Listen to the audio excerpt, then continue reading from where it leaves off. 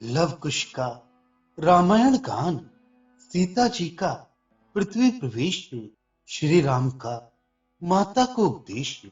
श्री महादेव जी बोले, हे पार्वती, वाल्मीकि मुनि के इस प्रकार समझाने पर तुरंत ही कुश का सारा भ्रम जाता रहा और वह अपने अंतःकरण से मुक्त होकर बाहर से संपूर्ण क्रियाएं करते हुए विचरने लगा। वाल्मीकि जी ने उन दोनों महाबुद्धिमान सीता पुत्रों से कहा, तुम दोनों जहां तहां नगर की गलियों में सब ओर गाते हुए विचरो, और यदि महाराज राम की सुनने की इच्छा हो तो उनके सामने भी गाओ, परंतु वे कुछ देने लगे तो लेना मत। मुनि की ऐसी आज्ञा होने पर वे गाते हुए विचरने लगे। ऋषि ने जहां जहां गान करने को पहले कहा था, उन्हें उन्हें स्थानों पर उन्होंने गान किया। ककुत्स नंदन रघुनाथ जी ने जहां तहां अपने पूर्व चरित्र के गाए जाने का समाचार सुना। भगवान राम को ये सुनकर कि उन बालकों की गान विधि निराले ही ढंग की और स्वरताल संपन्न है, बड़ा ही कौतूहल हुआ। अतः नरशार्दूल महाराज राम ने यज्ञ कर्म के विश्राम समय में संपूर्ण मुनीश्वरों, राजाओं, पंडितों, शास्त्रज्ञों, पौराणिकों, शब्द शास्त्रियों, बड़े बूढ़ों और द्विजातियों को बुलाया। इन सबको बुला चुकने पर उन्होंने गाने वाले बालकों को बुलाया। वे सब राजा और ब्राह्मण आदि प्रसन्न चित्त से महाराज राम और उन दोनों बालकों को देखकर आश्चर्यचकित हो गए और उनकी टकटकी बंध गई। वहां एकत्रित हुए वे सब लोग आपस में कहने लगे, ये दोनों तो बिंब से प्रकट हुए प्रतिबिंब के समान श्री रामचंद्र जी के समान ही दिखाई देते हैं। यदि ये जटाजूट और वलकल धारण किए ना होते तो इनमें और रघुनाथ जी में कोई अंतर ही ना जान पड़ता। इस प्रकार जब वे सब लोग आश्चर्यचकित होकर आपस में विवाद कर रहे थे, उन दोनों मुनि कुमारों ने गाने की तैयारी की और कुछ ही देर में वहां अत्यंत मधुर एवं अलौकिक गान होने लगा। वह मधुर गान सुनकर श्री रघुनाथ जी ने दिन ढलने पर भरत जी से कहा, इन्हें 10 सहस्त्र स्वर्ण मुद्रा दे दो। किंतु उन बालकों ने उस दिए हुए स्वर्ण को ग्रहण न किया। वे ऐसा कहकर कि हे राजन, हम तो वन के कंदमूल फल आदि खाने वाले हैं, हमें द्रव्य लेकर क्या करेंगे। दिए हुए स्वर्ण को वही छोड़कर मुनि के निकट चले आए। इस प्रकार भगवान राम अपना ही चरित्र सुनकर विस्मित हो गए और उन्हें सीता जी के पुत्र जानकर शत्रुघ्न, हनुमान, सुषेण, विभीषण और अंगद आदि से कहा, देवतुल्य महानुभाव मुनि श्रेष्ठ भगवान श्री वाल्मीकि मुनि को सीता जी के सहित लाओ। इस सभा में जानकी जी सबको विश्वास कराने के लिए शपथ करे, जिससे सब लोग सीता को निष्कलंक जान जाएं। भगवान राम के ये वचन सुनकर उनके वे सब दूत अति आश्चर्यचकित हो वाल्मीकि जी के पास गए और जैसा श्री रामचंद्र जी ने कहा था वह सब उनसे कह दिया। इससे भगवान राम का आश्रय जानकर श्री वाल्मीकि जी ने कहा, सीता जी कल जन साधारण में शपथ करेंगी, इसमें संदेह नहीं। स्त्रियों के लिए सबसे बड़ा देव पति ही है। मुनि के ये वचन सुनकर उन सब ने सहसा जाकर वे सब बातें रघुनाथ जी से कह दी। श्री रामचंद्र जी ने मुनि का संदेश सुनकर कहा, हे नृपतिगण और मुनिजन, अब आप सब लोग सीता जी की शपथ सुने और उससे उनका शुभ अशुभ जान ले। भगवान राम के इस प्रकार कहने पर ब्राह्मण, क्षत्रिय, वैश्य, शूद्र, महर्षि और वानर आदि सभी लोग कौतूहलवश सीता जी की शपथ देखने के लिए आए। तब तुरंत ही सीता जी के सहित मुनीश्वर भी आए। श्री सीता जी ने वाल्मीकि मुनि को आगे कर उनके पीछे पीछे मुख कुछ नीचे को किए, हाथ जोड़े, गदगद कंठ से यज्ञशाला में प्रवेश किया। ब्रह्मा जी के पीछे आती हुई लक्ष्मी जी के समान सीता जी को वाल्मीकि जी के पीछे आती देख उस जन समाज में बड़ा भारी साधुवाद, धन्य है, धन्य है, ऐसा शब्द होने लगा।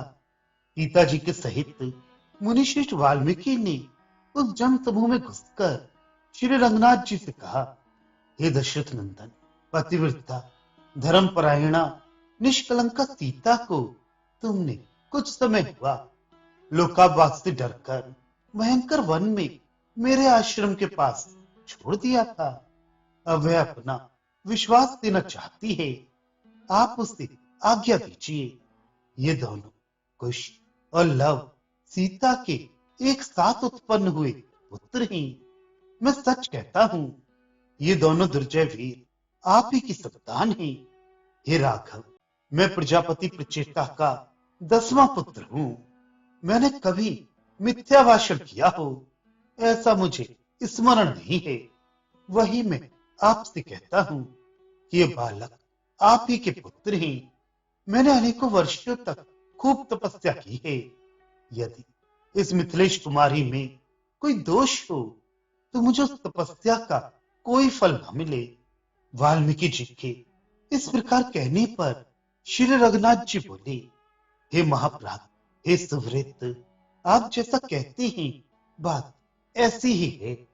मुझे तो आपके निर्दोष वाक्यों से ही विश्वास हो गया।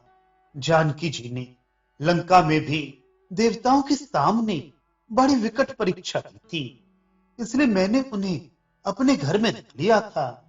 किंतु हे ब्राह्मण, उन्हीं सती सीता जी को सर्वथा निर्दोष होते हुए भी मैंने लोक निंदा के भय से कुछ दिन हुए छोड़ दिया। सो आप मेरा यह अपराध क्षमा करें। मैं ये भी जानता हूं कि दोनों पुत्र कुश और लव मुझे ही से उत्पन्न हुए हैं। संसार में परम साध्वी सीता में मेरी प्रीत हो। उस समय राम जी का अभिप्राय जानकर समस्त देवगण अति उत्सुक हो ब्रह्मा जी को आगे कर सहस्त्रों की संख्या में वहां आई तथा बहुत से प्रजाजन भी प्रसन्न चित्त से वहां एकत्रित हो गए। रेशमी वस्त्र धारण किए उत्तर की ओर मुख और नीचे को नेत्र किए खड़ी हुई श्री सीता जी ने हाथ जोड़कर कहा, यदि मैं भगवान राम के अतिरिक्त अन्य पुरुष का मन से भी चिंतन नहीं करती तो पृथ्वी देवी मुझे आश्रय दे। श्री सीता जी की इस प्रकार शपथ करते ही भूमि तल से एक अति अद्भुत, परम दिव्य और अत्यंत श्रेष्ठ सिंहासन प्रकट हुआ। वह सूर्य के समान तेजस्वी सिंहासन दिव्य शरीरधारी नागराजों द्वारा धारण किया हुआ था। पृथ्वी देवी ने जानकी जी को अपनी दोनों भुजाओं से प्रेम पूर्वक ग्रहण कर उनका स्वागत किया और उन्हें आसन पर बिठा लिया। श्री सीता जी सिंहासन पर बैठकर रसातल को जाने लगी तो उन पर दिव्य पुष्पों की निरंतर वर्षा होने लगी और देवताओं के मुख से साधुवाद का अति अद्भुत और महान घोष होने लगा। आकाश में स्थित देवगण नाना प्रकार के वचन बोलने लगे। सीता जी के शपथ करने से आकाश और पृथ्वी तल के समस्त स्थावर जंगम प्राणियों और बड़े बड़े ढील वाले वानरों में से कोई चिंता करने लगे, कोई ध्यानस्थ हो गई तथा कोई राम जी की और कोई सीता जी की ओर देखकर अचेत हो गए। एक मुहूर्त के लिए वे सारा समाज स्तब्ध और चेतना शून्य हो गया। सीता जी का पृथ्वी प्रवेश देखकर सारा संसार मोहित हो गया। भगवान राम आगामी कार्य का संपूर्ण महत्व जानते थे, तथापि अनजान के समान सीता जी के लिए शोक करने लगे। ऋषियों के सहित ब्रह्मा जी ने रघुनाथ जी को समझाया। तदनंतर उन्होंने सोकर उठे हुए के समान यज्ञ का अवशेष कर्म समाप्त किया। यज्ञ के ऋतिक होकर जो ऋषिगण आए थे, उन सबको रत्न और धन आदि से भले प्रकार संतुष्ट कर विदा किया। प्रभु राम उन दोनों कुमारों को साथ लेकर अयोध्यापुरी में आई। तब श्री रामचंद्र जी सब भोगों से विरक्त होकर निरंतर आत्मचिंतन करते हुए एकांत में रहने लगे। एक दिन जब श्री रघुनाथ जी एकांत में ध्यान मग्न थे, प्रिय भाषी श्री कौशल्या जी ने उन्हें साक्षात नारायण जानकर अति भक्ति भाव से उनके पास आ उन्हें प्रसन्न जान अति हर्ष से विनय पूर्वक कहा, हे राम, तुम संसार के आदि कारण हो तथा स्वयं आदि अंत और मध्य से रहित हो। तुम परमात्मा परानंद स्वरूप सर्वत्र पूर्ण जीव रूप से शरीर रूप पुर में शयन करने वाले और सबके स्वामी हो। मेरे प्रबल पुण्य के उदय होने से ही तुमने मेरे गर्भ से जन्म लिया है। हे रघुश्रेष्ठ, अब अंत समय में मुझे आज ही आपसे कुछ पूछने का समय मिला है। अभी तक मेरा अज्ञान जन्य संसार बंधन पूर्णतया नहीं टूटा। हे विभो, मुझे संक्षेप में कोई ऐसा उपदेश दीजिए जिससे अब भी मुझे भवबंधन काटने वाला ज्ञान हो जाए। मार्त भक्त दयामय धर्मपरायण भगवान राम ने इस प्रकार वैराग्यपूर्ण वचन कहने वाली अपनी जरा चर्चित शिव लक्षणा माता से कहा, मैंने पूर्व काल में मोक्ष प्राप्ति के साधन रूप 3 मार्ग बतलाए हैं, कर्म योग, ज्ञान योग और सनातन भक्ति योग। हे माता, साधक के गुणानुसार भक्ति के 3 भेद हैं। जिसका जैसा स्वभाव होता है उसकी भक्ति भी वैसे ही भेद वाली होती है। जो पुरुष हिंसा, दंभ या मास्तर के उद्देश्य से भक्ति करता है तथा जो भेद दृष्टि वाला और क्रोधी होता है वह तामस भक्त माना गया है। फल की इच्छा वाला, भोग चाहने वाला तथा धन और यश की कामना वाला होता है और भेद बुद्धि से अर्चा आदि में मेरी पूजा करता है वह रजोगुणी होता है। तथा जो पुरुष परमात्मा को अर्पण किए हुए कर्म संपादन करने के लिए अथवा करना चाहिए इसलिए भेद बुद्धि से कर्म करता है वह सात्विक है। जिस प्रकार गंगा जी का जल समुद्र में लीन हो जाता है, उसी प्रकार जब मनोवृत्ति मेरे गुणों के आश्रय से मुझ अनंत गुण धाम में निरंतर लगी रहे तो वही मेरे निर्गुण भक्ति योग का लक्षण है। मेरे प्रति जो निष्काम और अखंड भक्ति उत्पन्न होती है वह साधक को सालोक्य, सामीप्य, सारिष्टि और सायुज्य 4 प्रकार की मुक्ति देती है। किंतु उसके देने पर भी वे भक्त जन मेरी सेवा के अतिरिक्त और कुछ ग्रहण नहीं करते। हे माता, भक्ति मार्ग का आत्यंतिक योग यही है। इसके द्वारा भक्त तीनों गुणों को पाकर मेरा ही रूप हो जाता है। अब इस निर्गुण भक्ति का साधन बतलाता हूं। अपने धर्म का अत्यंत निष्काम भाव से आचरण करने से, अत्युत्तम हिंसाहीन कर्म योग से, मेरे दर्शन, स्तुति, महापूजा, स्मरण और वंदन से, प्राणियों में मेरी भावना करने से, असत्य के त्याग और सत्संग से, महापुरुषों का अत्यंत मान करने से, दुखियों पर दया करने से, अपने समान पुरुषों से मैत्री करने से, यम नियम आदि का सेवन करने से, वेदांत वाक्यों का श्रवण करने से, मेरा नाम संकीर्तन करने से, सत्संग और कोमलता से अहंकार का त्याग करने से और मेरे भागवत धर्मों की इच्छा करनी सी, जिसका चित्त शुद्ध हो गया है, वह पुरुष मेरे गुणों का श्रवण करने से ही अति सुगमता से मुझे प्राप्त कर लेता है। जिस प्रकार वायु के द्वारा गंध अपने आश्रय को छोड़कर घ्राणेन्द्रिय में प्रविष्ट होता है, उसी प्रकार योगाभ्यास में लगा हुआ चित्त आत्मा में लीन हो जाता है। समस्त प्राणियों में आत्म रूप से मैं ही स्थित हूँ।